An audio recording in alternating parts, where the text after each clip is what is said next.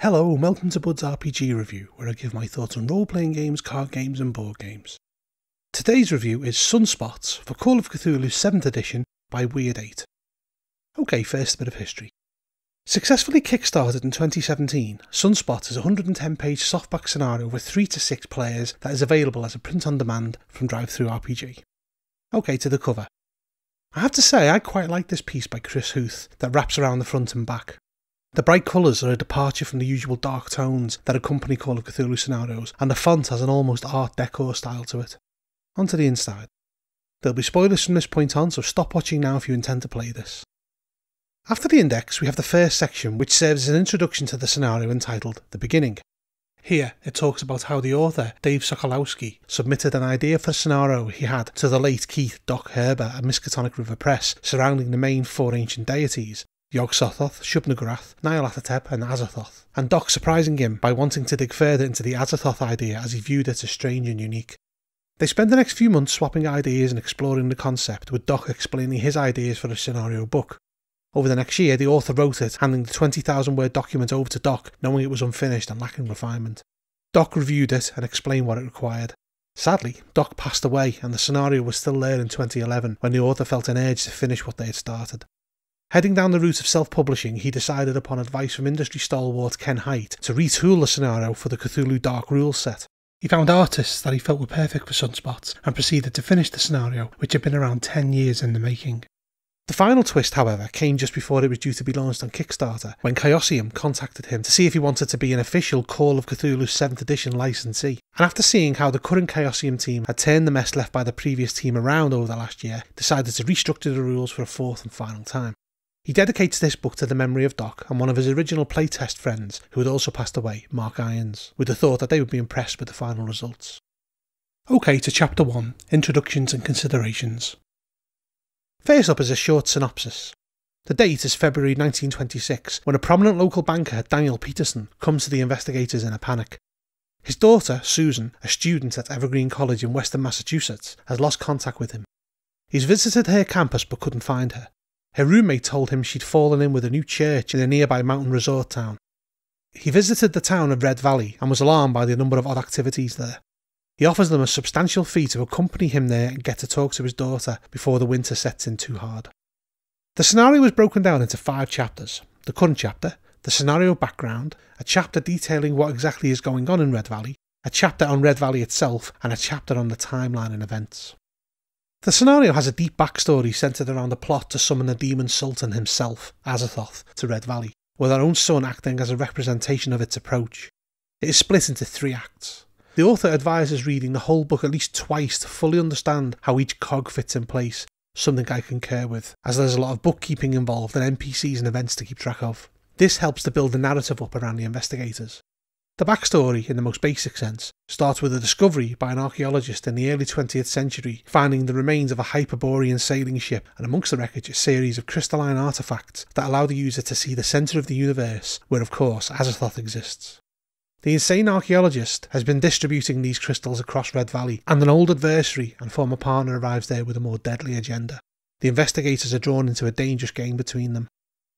The author discusses how, in order to maintain the pacing of the story, the opening scene is represented in a series of flashbacks. This is also done to delve into Mr. Peterson's backstory, while getting into the scenario quickly by giving them bite-sized pieces of weirdness. It then goes on to talk about how the 3 acts should be paced and how the story coalesces into its final realisation by the investigators that the town faces a horrible fate should they not intervene. We have some suggested considerations presented by the author, these being that it requires 3 or more investigators of at least moderate experience to tackle it, and that keeper preparation is critical before the investigators dive in. Story organisation is paramount here, as the investigators should generally move at their own pace. Also, it's noted that the keeper is not required to use all the plot points and timelines. There's also an interesting note on mythos considerations, where it talks about the difference in approach that the scenario takes. The worship of Azathoth is fairly unconventional by Call of Cthulhu standards. There are no hordes of tentacled horrors here, just an unusual environment and the sun beating down mercilessly upon them. With all this in mind, we move on to Chapter 2, Scenario Background. It initially begins with the fall of the Hyperboreans around 500,000 years ago, with Hyundai, the elk goddess, also an avatar of Nyarlathotep, falling out of favour with the people. Her priests secured their valuables on a barge to send out across the waters in the hope of finding new worshippers. Amongst these valuables were the Sunstones, magical items that allowed the viewer to see the beginning of time and understand their place in the universe. This barge was lost, although the stories of them remained. An artifact that did survive was the Parchment of Panem, which described the Hyperborean devotion to the outer gods, including instruction on locating and using the Sunstones, and the Pouch of Zorn, the item that generates the stones. This gives the worshippers all they need for worship and ultimate immolation by the power of Azathoth. In the early 20th century, an incomplete Greek translation of the parchments was discovered, and this is what set the wheels of this scenario into motion. Our tale begins with two archaeologists, Denby Partridge and Arnold Arnie Simpson, who became friends as graduate students and continued as professionals, driving each other to become better. The pressures of success drove them apart, and their friendship turned sour, and by the 1920s they were well-known rivals, resentful of one another. The discovery of the parchments was the nail in the coffin of their partnership. Separated from Simpson, Partridge was challenged to find the first stone, which he did in the Persian desert. It cost him his humanity, but with his ultimate understanding of the universe, he truly understood who he served: Azathoth. Simpson was close behind him, tracking Partridge's efforts and eventually disappearing into the American West in late 1922. With his rival gone, Partridge had the field to himself and used his new underworld contacts and fresh understanding of the universe to turn himself into an archaeological powerhouse. By 1923, Partridge's reputation preceded him and he became known as a pillager of all things archaic. He stood at the precipice of all he wanted, and then Simpson returned. Emerging from the American desert, barely holding on to his sanity and health, he had discovered a sack of the Sunstones Partridge had previously discovered, in fact dozens of them. Simpson set up shop in Red Valley with the sole purpose of making people see what he could see. The Sunstones started spreading around the town, and everybody has one or knows someone who has one. He is unaware that Partridge has found out about this and is on his way to take it for himself. Following this, we have a rundown of both Partridge and Simpson. Partridge always felt he was destined for greater things at a young age. He went to Harvard at age 17, but felt like an outcast there until he met Simpson. They had intellectual kinship that they didn't feel elsewhere and became known in professional circles as the Wonder Twins. Partridge, however, wanted more. He pushed Simpson into a trip to South America, where they found a massive underground city of historical significance, cementing their reputation and Partridge's dominance in their partnership. Partridge was pushy, often acting rashly on the bare minimum information. So as Simpson failed to translate the Parchments of Panem as quick as Partridge would like, he kicked him to the curb. Entrusting the translations to his ex-wife Rebecca, Partridge thought he was done with Simpson for good, until recently, where when he was using a sunstone he saw a vision of him killing Simpson high in the mountains. As such, he has brought the Parchments to Red Valley to speed up the translation and hopefully follow the path of the vision and take care of Simpson for good. Simpson grew up the privileged son of a Chicago factory owner. He was a bookworm who avoided socialising. He never really cared to the people around him, and his true love was history. Always a high-grade student, Simpson's constant study set him a grade apart from his fellows. He studied history at Harvard, and by the age of 25 was already well respected amongst his peers and professors. This led him to Denby Partridge. At first, he hated him, but their rivalry soon blossomed into friendship, and soon they became a team that set the path for exciting digs and exploration. They travelled the world together, finding treasures that never quite matched Partridge's ambition, and it was anger at Simpson that separated them. Left to his own devices, he studied the Parchments of Panem and uncovered the location of the Sunstones and the key to the universe. He now lives in Red Valley, generating Sunstones for anyone who wants to buy one. He is at peace, treating all with kindness and grace, comfortable with his fate that he will die at the hands of Partridge. Partridge's plan has not been set into motion yet.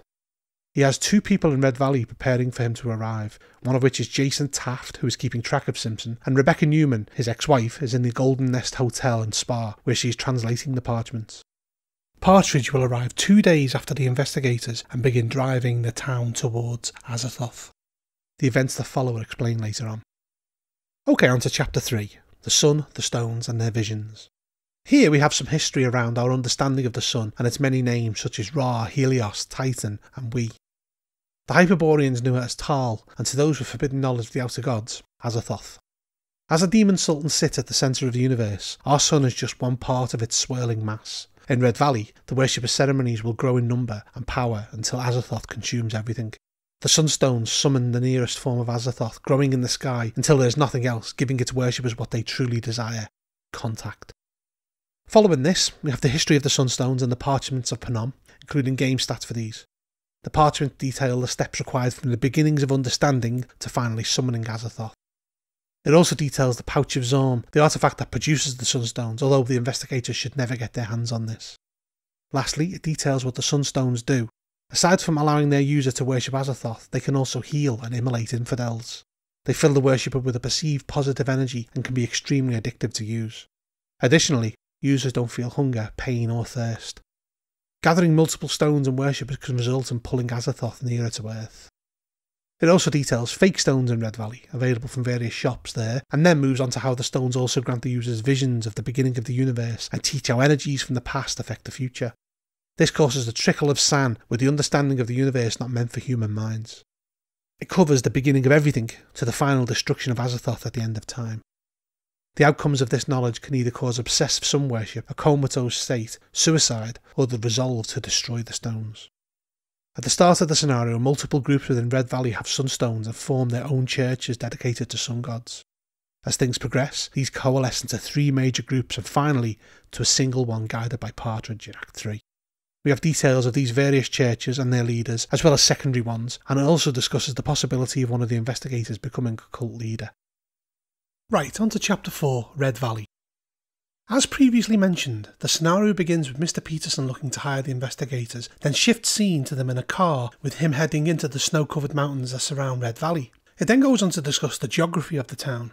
Set in the mountains 55 miles west of Boston, Red Valley has a population of around 450 during the warmer periods of the year, although this number will inflate to around 800 by the end of Act 3.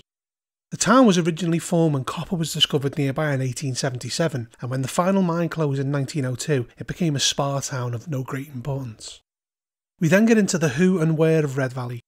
The scenario has been designed to encourage the players to explore the town and encounter its residents, building up their own impression of what is currently going on. It goes on to describe the various places and NPCs that live here, providing us with a double-page spread map, although I can't help feeling this would have been a lot more handy as a larger separate fold-out map, as this would have made referring to it much easier.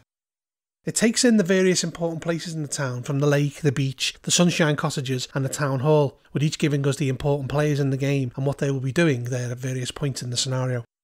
Alongside these, we have some fairly nice black and white pieces of art depicting some of the scenes.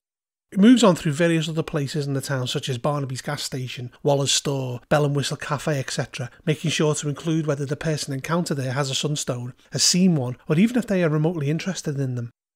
This helps to build a definite picture of what is happening in Red Valley. One of the most important places here is the Golden Nest Hotel and Spa, where Rebecca Newman is busy translating the parchments. She can, should the investigators treat her well, give them a rough idea of what is happening here, although she is loyal to Partridge. The scenario also gives us details of the new locations that pop up at various points during the unfolding proceedings. Okay, to Chapter 5, Timeline and Events. The scenario gives us some information on how to handle the unfolding story, and why it is important that the keeper is well versed in what has already passed and what is yet to come. It gives us the timeline from the arrival of Arnie Simpson in June 1925 with the Sunstones and Pouch of Zorm to set up shop, right through to February 1926 when Mr. Peterson begins to look for his daughter. It stresses the importance that the scenario should unfold in 3 acts to allow the keeper to keep track of the NPC's actions in order to build up for the climax. If left to their own devices, the NPCs will destroy Red Valley by bringing Azathoth's power to our world. Right, so we move on to the scenario proper.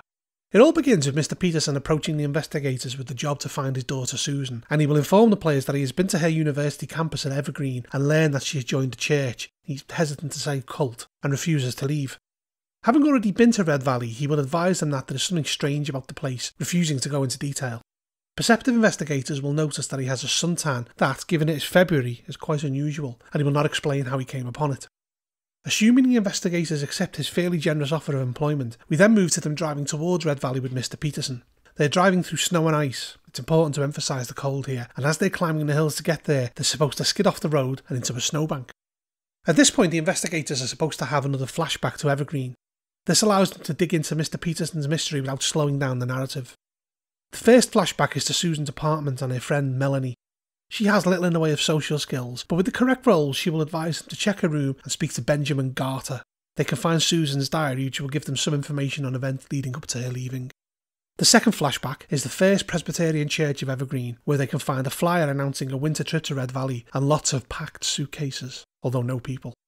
The third flashback is Benjamin Garter, although this one may not happen should the players fail with Melanie. The trail leads to a townhouse and Mrs. Garter answering the door and informing the investigators that Benjamin is very sick. With the right combination of checks, the players can visit him. He is bedbound and reeks of sickness. He is gaunt with dark circles under his eyes and looks like he's going through some sort of withdrawal. If questioned, he's pleasant enough and will answer non-intrusively. He will talk about how he misses his friends at Red Valley and will confirm that Susan is there. He will explain that he returned home to go back to school, but hopes to get better soon as he wants to go back there and acts like an obsessed addict when discussing Red Valley. If the players tell him they are going, he suddenly loses control and screams at them to take him with them, and then promptly vomits all over one of the investigators and collapses back into bed, prompting his parents to ask the party to leave. After these flashbacks, we go to the investigators fixing the car after it crashed into the snowbank. As they get back on the road, they notice the ice patch is turning into puddles and then streams. Suddenly, they turn a corner and ride over a lip in the road and arrive in Red Valley, a quaint resort town where people are swimming in the lake, sipping tea at the cafe and playing badminton with bright clear skies overhead and the warm sun beating down on them. People are enjoying the unseasonably warm weather, with everyone dressed appropriately. One thing that the investigators will notice is on a large lawn in the town are a group of people sat on pews holding hands in deep prayer. Mr. Peterson will advise them that this is Pastor Thompson, who should be back at the First Presbyterian Church of Evergreen, and he is the one who brought Susan here. Okay, so first we have Act 1. The investigators will obviously notice the distinct difference in weather between Red Valley and outside its borders. This will just be brushed off by the locals as being part of the thing that makes Red Valley nice. The town is quite busy with visitors, and exploring and talking to people will quickly determine that something wonderful is happening here. Everyone seems really happy, and people will say that they are enjoying the autumn, which will be one of the first clues as to something odd happening, as people seem to be losing track of time. The trip actually feels like a holiday. The people here are friendly, the weather is nice, and those that spend the day wandering around the town receive D2 sanity back as they feel refreshed. It soon becomes clear that the weather here isn't the only thing that is strange. People are openly worshipping the sun, and the leader of each group that they encounter seems to be holding something in their hands. Also, the streets are slowly filling with cars, making driving around ultimately impossible. Mr. Peterson will advise the investigators that the church gathered in front of the cottages is the one that Susan came with, but that she isn't with them anymore. It details the First Presbyterian Church of Red Valley, who are located near the entrance of the town, with Pastor Thompson leading the prayer. If interrupted by the investigators, the pastor will open his eyes and tell them politely to leave. If they join a chain of hands, they can pray with the other worshippers. If they continually interrupt, the pastor will become angry and demand that they leave. If they probe him on Susan, he will admit that she worshipped a false god and left the church, and that he has no idea where she is.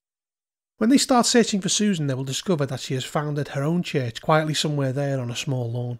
Like the pastor, they are deep in worship, and she is dressed in a white robe with strange handmade headgear that resembles a crown. She now claims to be Amaterasu, the Japanese and Shinto goddess of the sun. Unlike with Pastor Thompson, the investigators are more likely to take direct action against Susan.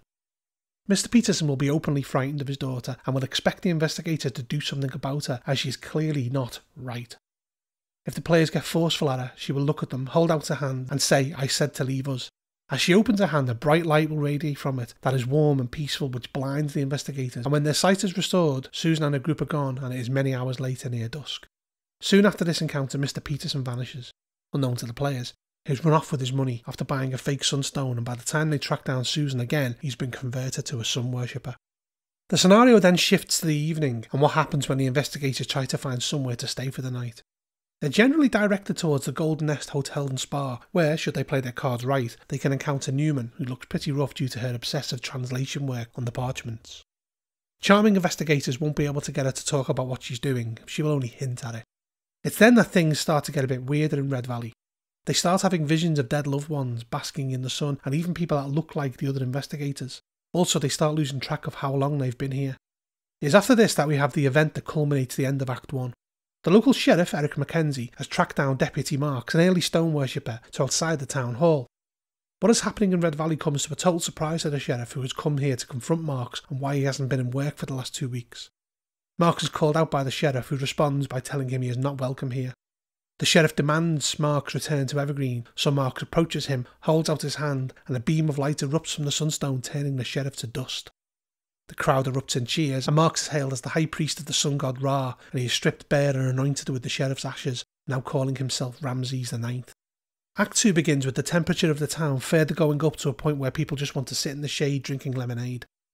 A few assumptions are made at this point. The investigators should have read the Parchment translations, although the town bringing Azathoth closer is not clear at this point, although they may have suspicions. It's also assumed that they may have come into possession of a sunstone themselves at this point and began experimenting with it.